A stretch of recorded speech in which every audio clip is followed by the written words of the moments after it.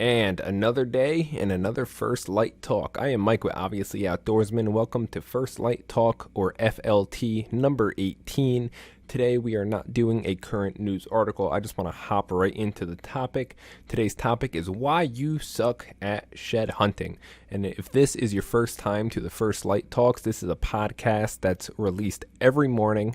It's released every morning by 6 a.m. on all the audio platforms. The video version sometimes comes out a little bit later in the day based on how busy I am, because I do have a life outside of this as well. I have to work. So if this is your first time to the First Light Talks, check us out on any audio platform. If you are listening on the audio platform, check us out on YouTube if you want to watch the video version, and subscribe to us if you want to stay up to date and follow us every single day for every First Light Talk every morning. It is meant for the people that are waking up, getting after it every day, every morning, trying to learn something new, and just trying to be a better hunter or fisherman, and just trying to stay in the community of a small community of hunters and fishermen. So back to the article, why you suck at shed hunting. All right. First off, deer care about three things during the winter months. That is bedding, staying warm, feeding, and trails. So when I say trails, that means they really only care about bedding, staying warm, and feeding, and in between, what's the heavy trails in between them. So when you're shed hunting, you have to look in the bedding areas, the feeding areas, and the trails that connect them. That's really your three most productive spots that you want to shed hunt. All right. Does it seem like you just walk for endless miles and miles and just always come up empty handed? Well, good news for all the people that suck at shed hunting. You're probably not that far off from packing out a full bag of bone. If you do any of these mistakes that I'm about to go over, then there's an easy fix to correcting the puzzle and actually making the piles because of the miles that are behind you under the feet. If you've never heard of miles make piles, then get with it, people. But number one, why you suck at shed hunting. You're probably walking right past them, and you're walking more than actually looking. Instead of having the mentality of just, I have to cover as much ground as possible, change that to there's a shed within your current eyesight and you just have to locate it. It's like a massive game of Where's Waldo with a never-ending map. Right? If you come up on a good vantage point, stop and take 1 to 2 minutes to just scan the ground and look. A lot of people just walk aimlessly. They're just walking through the woods with no real purpose, and if they come across the shed, then good for them. But if you don't complain that you don't find any sheds. And a lot of people just walk in a straight line. You want to walk out there and actually look. Move your head and your eyes way more than you move your feet. You should be scanning the ground and scanning the ground, and it's scanning the ground. And this is going to hop right into the next number 2 on why you suck at shed hunting. The second point, you're walking too fast. You need to slow down. So a lot of people are aimlessly walking and just speed walking through the woods, trying to cover as much ground as possible. And if you want to be the most effective, you have to act like you just dropped your wedding ring and you're combing the ground trying to find it. Many people get in the bad habit of just aimlessly walking and rarely stopping. Cut the property into sections and grid search each section before moving on.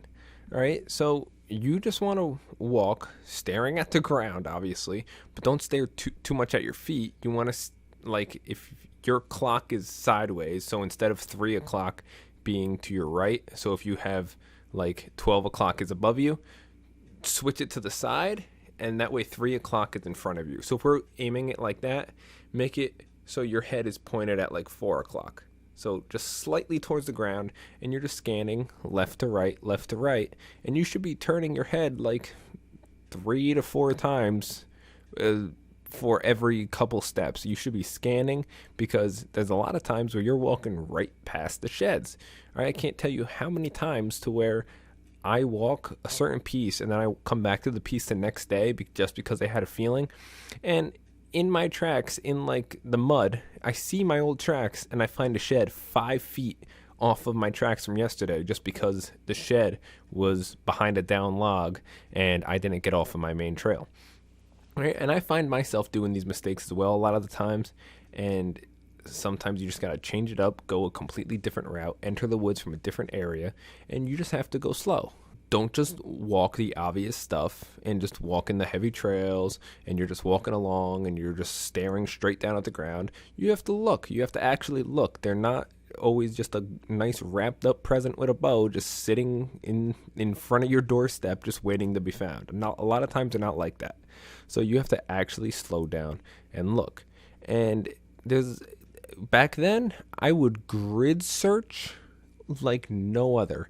All right, me and my buddy Tyler Murdoch, we would go to this one section of woods like down the street from my house, and there was this big buck in the area I called Donkey, and I actually would take like a 50-yard area. If you guys are really committed about trying to find a certain buck's sheds and you really just want to find his sheds and you know exactly where he's hanging out, then grid search it. That's one of the best ways to do it because you're covering every single bit of ground possible. So we would take 50 to 100-yard areas, and I would actually like hang ribbons on that area. I'd make like an L shape and take a rectangle, comb the woods. I'd walk in that section, and then once I'm done through there, I'll go on the next 100-yard section and the next 100-yard section until I'm through the woods. And then once I'm through there, it comes out to an open field. Then we would comb the field back and forth, zigzag, slow walk, just like that. Last season I was out shed hunting and I was looking for this monster 8-pointer, and I picked up a couple antlers within like a 50-yard spree, but it was like 7-foot tall grass, and I had to crawl through a lot of the cattails to even get to these spots. So the antler could just be 5 feet away, and I just walked past it. I went back to that spot 3 days in a row, and I mean, I went over the same stuff 7 different times, and I still picked up new sheds every single day. Right? You may think that you just hammered the woods and picked up everything, but I guarantee you probably didn't. There's always a shed somewhere hidden in that woods. Where is Waldo? It's just how it goes.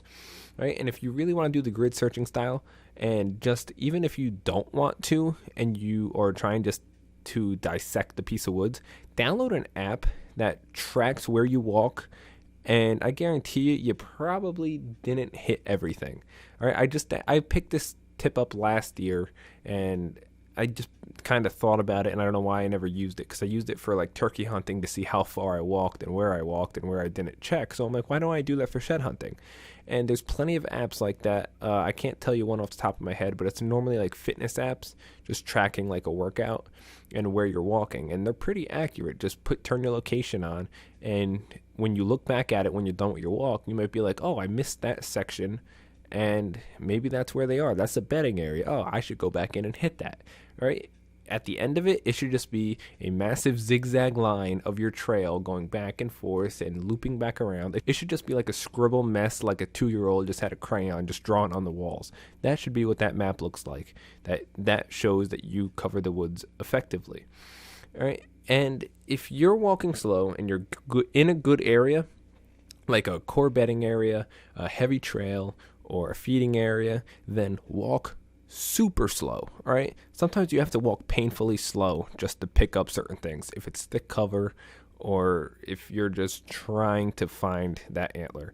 All right. I say all the time to act like there's an antler within eyesight and you're just trying to find it. And that has helped me so many times to where I have found like 2-year-old sheds, and all I see is like a two inches at a time sticking out from under the leaves in the mud.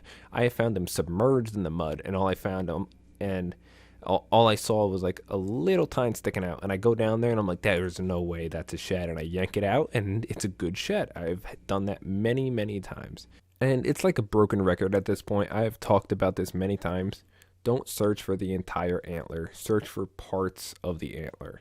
So look for tips of tines, curves, the base of the shed. I always say bring a shed from home and close your eyes once you get to the woods, wherever you're shed hunting. It doesn't have to be a giant shed, just a medium-sized shed. And just throw the shed and accustom your eyes to how the sheds look at that given time of day in that given lighting. All right, just go out there, close your eyes, throw it over your head, and then just turn around, open your eyes, and try and find it. It should be pretty easy. Start close if you've never done this before, and then throw it a little farther and a little farther. I've done this sometimes where I actually have to spend 10 minutes looking for the shed that I just threw, but it just shows you how hard and how good they just camouflage in the woods sometimes. A lot of times they're not pure white bone, they're not just bleached white, and they stand out. Normally the bigger antlers stand out surprisingly. You just have to get there first. But back to this topic. All right, overcast days are the best days for shed hunting. A little bit of rain, I'm in the woods, 100%. All right, it's the same thing like fishing, to where your eyes aren't strained compared to like a super sunny bright day. You don't realize how strained your eyes are getting and how much you miss just because there's a glare of the sun and you're kind of walking in a different direction because of the sun. Overcast, you walk anywhere. And it seems like when there's a little bit of rain that the antlers kind of like, they get a little wet and they glisten and they contrast more against the ground. Plus the rain will compact the leaves, so there's not so much like up and about. Everything's flat and the antlers just stick out. I've noticed that a lot. My best shed hunting days have come on overcast, rainy days. And you just want to just accustom your eyes to it, because a lot of times antlers look different in every piece of woods you're in, right? Sometimes, depending on the lighting, if the sun comes out versus it's behind clouds, you might pick up a shed because the sun's behind a cloud and the glare is gone, and there's the shed because the glare went away and you just noticed it. And if you do shed hunt on a bright blue day, because I shed hunt whenever I get a chance, just make sure you're doing it effectively. Make sure the sun's at your back when you're walking through the woods. That way you're not staring into the sun or you have like second degree glare coming from the sun. Just have the sun at your back and just maximize your effectiveness and opportunities. If you're walking right into the sun, then you're not effectively walking. You can walk right past the shed within 10 feet just because the sun's in your eyes. It's as simple as that. And there's many times, even I've been out with Tyler to where I'm walking through thick cover and we're like walking one in front of the other. So I'm in front and he was behind me, just cutting through a thick section. And I was more focused on the next section that we were heading to and not where I was. And I stepped right on a shed. And I've stepped on 3 sheds while shed hunting in my life. 1 was while hunting and 2 was while shed hunting. And the one while hunting, I stepped on it and it smacked my ankle so hard and I like fell to the ground, and I looked up and I was like, oh, look, a shed. At least this pain was a good thing. But that time with Tyler, I stepped on it, kept walking. He's like, yo, Mike. I turn around and he's holding the shed. He's like, you just stepped on this. I'm like, well, great. And that I kind of thought about that. And it's like, how many sheds do I actually walk by while I'm hunting or while I'm shed hunting? And it turns out you probably walk by a lot of sheds. You're probably close, but not close enough to see them. So you're probably walking within 50 yards of a ton of sheds. And I guarantee you, if you've never found the shed, you were probably close at one point in time. And you just need to open your eyes and really just scatter out and zigzag and take your time, look around every log. And if you are able to get up on a good vantage point, hop on a log and just stand there for 1 to 2 minutes and just scan. I found a lot of sheds that way, to where I'm in a good area. I hop up on a log. I love hopping up on the logs because you're a little higher than the rest of the woods. You're not ground level, and you're just picking out certain things. And I won't move from that tree if I'm scanning, and I pick out something that looks like a shed. I'll stand there and be like, okay, that looks like a shed, that looks like a shed, that looks like a shed, and then I go check every one. And there was one time on my best shed hunting day ever, I was in a new piece of property, and I hopped up on a log, and I was like, that looks like a shed, huh? And then I looked past it, and there was a clear as day shed, and then there was another one that looked kind of like a shed. I walked up to the first one. It was like a 2-year-old shed, pulled it out of the leaves. I was like, there we go, there's one. I go pick up the second one. I get to the second one, and there's its match to his, so it's a matching set. And then I checked out the other one that might have been a shed, and it was a shed too. I found like 13 sheds that day, and I found 16 sheds the next day. It was something like that. I think I found 25 sheds in 2 days in that one spot, and it wasn't a big spot, and that was one of the best shed hunting days of my life. And the matching antler to that first freshy clear as day one from that log, I couldn't see that second shed because of how the trees kind of blocked everything. So it's amazing on how just one little tree can block you from seeing a shed and not seeing a shed. All right, but on to number 3. Your mind isn't staying on task. All right, you're not focused while you're walking. A lot of times when you're out there hiking and walking for hours, you start losing track and you stop looking for sheds, and you catch yourself doing it. And you catch yourself looking at deer running or deer, you're just looking at the trees, you're looking at rubs, you're looking at tracks of the deer. You need to make sure your mind's on task. Stay on just your purpose of looking for sheds. It's very easy to just walk right past one. All right. Just keep telling yourself, okay, there's a shed here. And I do this all day long. It's like going insane. I do this all day long to where I'm like, where's the shed? I know there's one right here. Where's the shed? And I just keep repeating that in my mind. I know it's right here. I just can't see it yet. Where is it? And I'm just very methodical walking through the woods. And I am not just like a random guy that has shed hunted 1 to 2 times. If you guys are new to this channel and just new to this in general, if you guys don't know me, all right, last year I found, I think like 56 sheds I ended up at. The year before that, I found 43. The year before that, I found 63. And the year before that, I think I found like 38. And these all came out of New Jersey, which is a pretty hard shed hunting state just because there's not a lot of woods and there's a lot of shed hunters. So a lot of times you're like getting sloppy seconds of people already hiked spots and you're just picking up what they missed. So it's a very hard state to shed hunt, and being able to find consistency of sheds of 50 plus or right around the 50 mark, it's pretty hard in Jersey, and I only know a handful of guys from Jersey and New York that do it on the regular yearly basis, and they are great shed hunters as well, and I'm pretty sure they would agree with me on these tips and tactics of how to pick these up. And there's also another shed hunting video that I put out on YouTube. I believe it's called 7 Shed Hunting Tips. And that was a pretty informative video. I had pretty good feedback on it, and the guys that I know that pick up consistent sheds regularly, they hit me up and they were like, "This is perfect. This is like a handbook of what you need to do to find more sheds." So go check that out. I believe it was from last year, but if you just go through our videos, you'll find it eventually, and it was a pretty good video. But on to number 4, you're searching while they're still holding. All right. I know you're eager to be the first one in the woods to pick up that gold, but if they're still holding, you ain't picking them up for obvious reasons. All right, this is why trail cameras and cell trail cameras, the cellular trail cameras, I like the Tacticam Reveal, all right, they can be your best friend. Get that cam on a food source, and as soon as you see fresh holes in their head or half racks walking around, you know it's time to pick them up.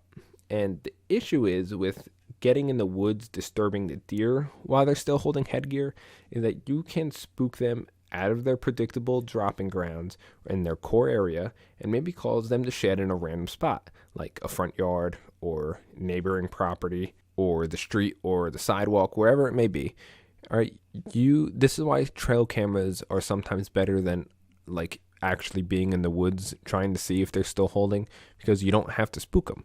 And this trail cam technique helped me out gigantically last year with a buck I called Swoops. It was one of the biggest bucks in this property, and I had 2 years worth of sheds of him already, and I wanted to get 3 years in a row, and my plan was to harvest him this year, but I'm down in Florida and I didn't get the chance to even hunt him at all this year. So he's probably going to be 6.5, 7.5 next year. He's going to be absolute giant.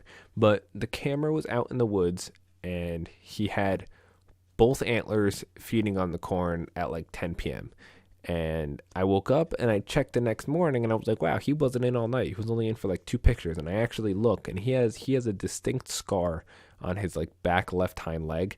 And there he is at like 10:03 with the scar with both antlers. I'm like, okay. And then I go to the next picture and it's from 20 minutes later, and there's the scar, but there's no antlers. And I'm like, oh, goddamn, he shed. And he was like one of the first ones to shed in that area, but he was the main buck I wanted. I went in there multiple times trying to find his sheds before anyone else even hit that spot, and I couldn't find them. I found every other deer's antlers in the woods in that spot besides his. And you know where they were? I was parking my truck within 50 yards of his sheds every time. There was like a little like quarter acre, I don't even think it was a quarter acre piece on each side of where I parked there was a trail going down. There was a little tiny piece on each side of the trail. And I walked past that trail, across the creek, and into the main woods. And just walking out one day after picking up like 20 sheds out of this piece of woods, and it's not a giant piece of woods, I picked all them sheds up and I just happened to glance to my left, and I'm like, yo, Tyler, is that a shed? I'm like, God damn it, it is a shed. And I saw the swoop. I called them swoops. I saw the swoop from like 60 yards away. I'm like, that's a shed. I like ran up to it and I was like, yes, God damn it. And I look up and there's my trail camera 30 yards from the shed across the creek. And I was like, damn, we've been walking past this for a week straight. And then we took another 2 minutes to search for the other side, and Tyler picked up his other side about 30 yards away. So it just goes to show you that they can shed anywhere, and it's very easy to just walk right past the sheds. And that's why trail cameras, when you see that they could drop like overnight and you could be the first ones on them before anyone else even has intel that they dropped yet, it's a very key tactic when you're trying to find like one giant buck sheds that I guarantee you multiple people know about. All right, on to number 5. You don't scout while they're still holding. All right, if you actually monitor the deer after hunting season, because a lot of times after hunting season, people just pull their cameras and they're done with hunting in general, but they want to go shed hunt, but they don't know what the deer are doing because they pulled all their cameras and they haven't been in the woods for 2 months. All right, if you monitor the deer after hunting season and see where and what areas the bucks are spending most of their time, that will be a huge advantage along with real-time cellular trail camera pics. All right, that will be a huge advantage when they drop and it's time to actually start looking for them, right? Because in the winter months, they spend their time in different areas versus the fall and summer months. They're going to be in certain areas, and if you just take one walk well before it's time for them to even start shedding, just take one walk, just kind of gauge in your mind, okay, there they are, they're hanging out in this area on that hump, there's a couple fresh beds, there's the heavy trail, and then drop some trail cameras in there just to like really monitor them while you don't even have to be in the woods. That is key. And then once you pick up some intel that they shed based on your cameras or based on the surrounding spots, if you see deer that have shed, then it's time to go in there, and then you already have a good base of knowledge of where to go check. All right, on to number 6. You're limiting your mindset on where you think sheds can and can't be. All right, sheds can be anywhere. Let me say that again for the people in the back. Sheds can be anywhere. Anywhere. I have found multiple in parking lots, some in streams. I found them in the road, just driving. I found them on train tracks. I found them elevated off the ground. I found them in front yards. I found them literally everywhere. Like there's times where I'm just driving down the road, like going to Dunkin' Donuts, and I spot a shed in someone's random front yard, and I get out and I go grab the shed, right? And there's times where I'm walking the edge of the wood line on like some neighboring property, and I see a shed off like the back porch of a bakery in the parking lot, right? And I'm like, God damn it, they walked through the parking lot and he dropped a shed there. Time to go get it. All right, I am not prejudiced on where they drop sheds, but my goal is to find sheds. So I got to look absolutely everywhere they could possibly be. It's amazing where they can be. I found them in between parking lots in like a 1-foot strip of just random trees that were there, but I guess he just went in there at night feeding on the foliage in between the 2 office buildings, and I found them there. So once you search the woods properly, expand your mindset. If you search the woods effectively and properly and you really didn't find too much, or you didn't find your goal, which shed you have your goal on, expand your mindset to search the entire area of where it can possibly be. Scan yards. So if you have a wood lot and it's surrounded by backyards, just don't act like a creeper staring at people's houses. Just walk quick and just scan in people's yards if you see a shed, right? And if it's an office building or a parking lot, or if there's like a random sidewalk that connects this piece of woods to that piece of woods, then check the sidewalk. Check the little grassy areas in the fields off to the left and right of it. All right, check in the stream. They can literally be anywhere, and I need you guys to understand that.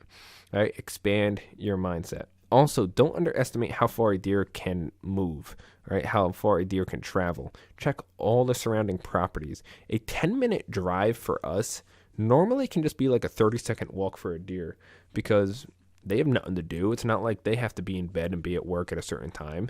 So all they have to do is take a 20-minute like walk, and they don't have to follow traffic laws. They could just cut through someone's yard in between a house and over a creek. It's quick for them. They could take a 20-minute walk and go like a mile and a half. It's crazy how far they can go. So just check all the surrounding properties anywhere they can be. Check the obvious places first. So discover their food, discover their bedding, and check on the heavy trails in between that. And I'm going to throw in a bonus tip because I said this was going to be a 6-tip video on why you suck at shed hunting and how you can fix it. I'm going to throw in one more.